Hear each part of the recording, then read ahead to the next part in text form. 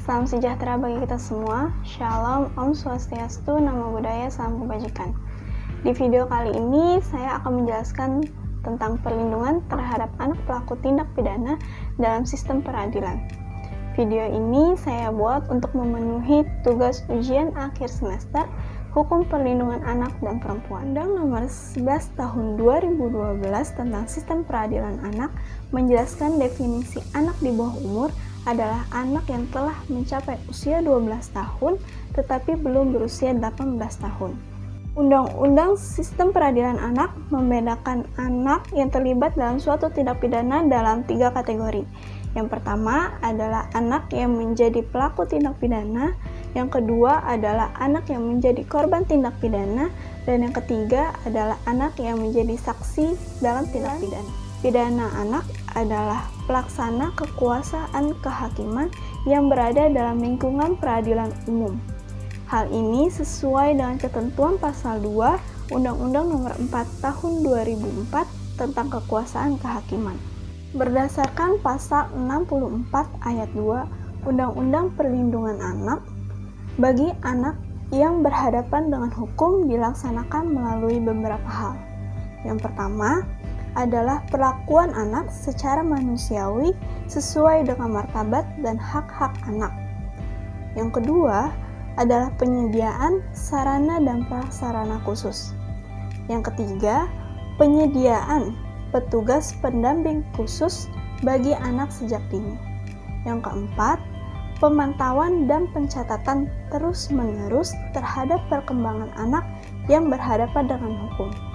Yang kelima adalah pemberian jaminan untuk mempertahankan hubungan dengan orang tua atau keluarga anak. Dan yang keenam adalah perlindungan dari pemberitahuan identitas melalui media massa dan untuk menghindari labelisasi.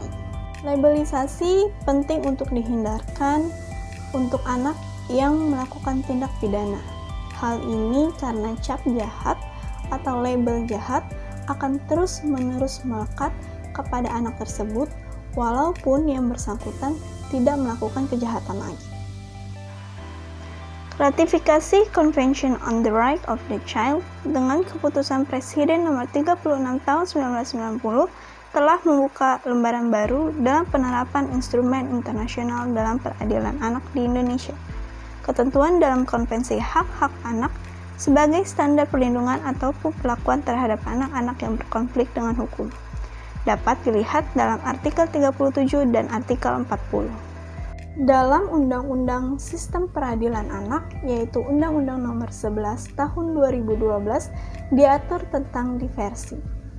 Dalam pasal 1 angka 7 Undang-Undang tersebut, yang dimaksud dengan diversi adalah pengalihan penyelesaian perkara pidana anak dari proses peradilan pidana menjadi proses di luar peradilan pidana.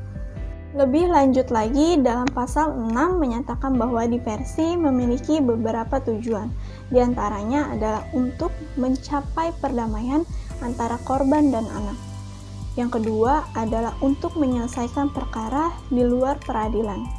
Yang ketiga adalah untuk menghindarkan anak dari perampasan kemerdekaan. Dan yang terakhir adalah untuk mendorong masyarakat berpartisipasi dan menambahkan rasa tanggung jawab kepada anak.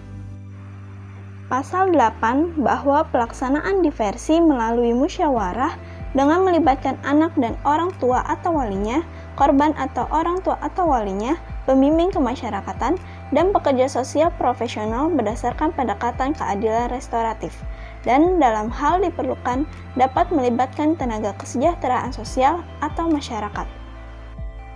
Rekomendasi pembimbing kemasyarakatan dalam kesepakatan diversi yaitu perdamaian dengan atau tanpa ganti rugi, rehabilitasi medis dan psikososial, penyerahan kembali kepada orang tua atau wali, pelayanan masyarakat paling lama 3 bulan, dan keikutsertaan dalam pendidikan atau pelatihan di lembaga pendidikan atau LPKS paling lama 3 bulan.